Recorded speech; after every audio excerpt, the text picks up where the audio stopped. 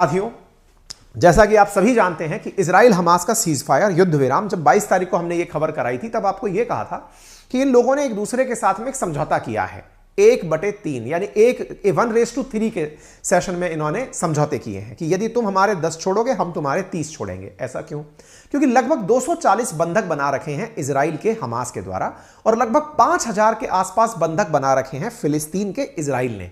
ऐसी स्थिति में निर्णय यह हुआ कतर के अंदर बैठ करके इजराइल के बीच और हमास के बीच, अमेरिका, कतर, इजिप्ट, इन सब की मध्यस्थता से कि भैया हम लोग एक दूसरे के जो भी गिरफ्तार किए हुए लोग हैं, बंधक बनाए हुए लोग हैं, उन्हें रिहा करेंगे।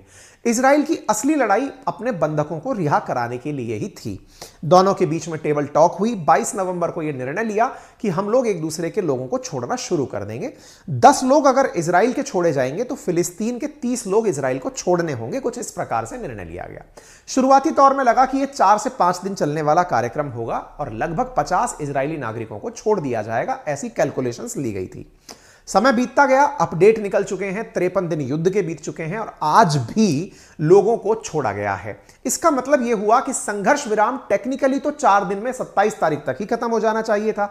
आज 29 तारीख के दिन अगर आप यह सेशन सुन रहे हैं तो भी यह संघर्ष विराम कैसे चल रहा है, क्यों इतने सारे महिलाएं और पुरुष अभी भी रिहा किए जा रहे हैं, इसके पीछे का कारण है क्योंकि इजराइल भी यह मानता है कि अपने लोगों को प्यार से वहां से निकाल लिया जाए। गाजा को तो जब चाहेंगे मिटा देंगे, यह उसे पहले से पता है क्योंकि आधे गाजा पे तो वो ऑलरेडी कब्जा कर चुका है। पूरे फिलिस्तीन का लगभग 90% हिस्सा तो ऑलरेडी इजराइल अपने पास लेके बैठा है। अब अपने लोगों को रिहा कराने के लिए अगर आधा गाजा उसके पास उत्तरी गाजा के रूप में आ चुका है तो बंधकों को रिहा करा करके बाकी बचे को भी ले लिया जाए तो बुराई क्या है। शायद यही रणनीति रही होगी कि अभी ये सुरक्षित लौटते हुए इजरायली आपको यहां पर दिखाई दे रहे हैं। ये एक वीडियो है जिसे आप देख सकते हैं कि किस प्रकार से हमास के ये जो आपको लोग दिखाई दे रहे हैं, ये इस प्रकार से गाजा से लोगों को लेकर आ रहे हैं, रेड क्रॉस सोसाइटी को हैंडओवर कर रहे हैं और हैंडओवर करके फिर वापस लौट रहे हैं। यानी इजरायली फोर्सेस को नहीं दिया जा रहा है, रेड क्रॉस सोसाइटी को लोगों को सौंपा जा रहा है। ठीक है साहब, कोई बात नहीं। 27 नवंबर की खबर देखते हैं, जब यह एक्सपेक्ट किया जा रहा था कि इजराइल हमास का ट्रुस खत्म हो जाएगा। लगभग 5 दिन पूरे हो चुके थे। अचानक बात निकल के आई कि साहब 2 दिन और बढ़ा देते हैं। 2 दिन मतलब आप हमारे 20 छोड़ो, हम आपके 60 छोड़ देंगे। इस प्रकार से दोनों पक्षों ने नंबर्स को और बढ़ा दिया।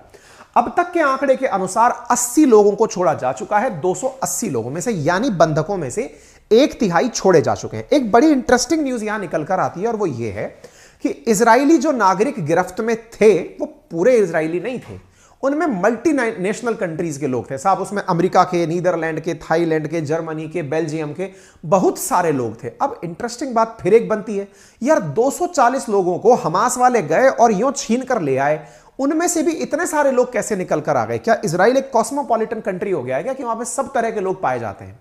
ऐसा नहीं था। असल में हमास ने जिस जगह अटैक किया था वो एक म्यूजिकल कंसर्ट चल रहा था, पूरी ओवरनाइट पार्टी चल रही थी और उस ओवरनाइट पार्टी में बहुत सारे लोग उस पार्टी में आए हुए थे। आजकल इंडिया के अंदर भी अगर कहीं कोई बढ़िया सी पार्टी हो रही हो तो बहुत सारे देश के लोग आपको मिल जाएंगे वहां पर पार्टी एंजॉय करते हुए। बिल्कुल इसी तरह से इजराइल में भी चल रहा था। कोई नहीं जानता था कि ऐसा कुछ होने वाला है और इसी के चलते बहुत सारे लोग वहां से बंधक बनकर के इजराइल से फिलिस्तीन चले गए, या कहिए गाजा चले गए, हमास के पास चले गए। अब उन्हीं को हमास एक एक करके रिहा करता जा रहा है। तो अब यहां पर बातचीत का दौर जारी है, डेडलाइन को आगे बढ़ाने की बातचीत चल रही है। इसी बीच में WHO निकल कर आता है। WHO की आज की ही अपडेटेड खबर आप देखते हैं 29 नवंबर की, जिसमें WHO कहता है कि यदि आज भी गाजा के अंदर सही से ट्रीटमेंट ऑफर नहीं किया गया, ट्रीटमेंट कौन सा भाई साहब, इन्होंने अल शिफा अस्पताल जो कि इनका सबसे बड़ा अस्पताल था वो इसलिए मिटा दिया कि बोले इसके नीचे हमास वालों ने अपनी टनल बनाई हुई है और यहां पर इनका हेडक्वार्टर ऑपरेट होता है। बस इस हेडक्वार्टर ऑपरेट होने के नाम पर गाजा वालों का जो सबसे बड़ा हॉस्पिटल था वो इजरायली सेना ने, IDF ने मिटा दिया। हालात इतने बुरे हैं कि वहां से निकले हुए बहुत सारे लोग अब किसी ना किसी प्रकार से किसी दुर्घटना में या तो मारे जा चुके हैं या मर ही जाएंगे। 40% जिनको गोली लगी है उनमें से बच्चे थे, बच्चों की मौत हो चुकी है। लगभग 15,000 लोग मारे जा चुके हैं, इतने ही संभवतया मलबों में दबे हुए हैं।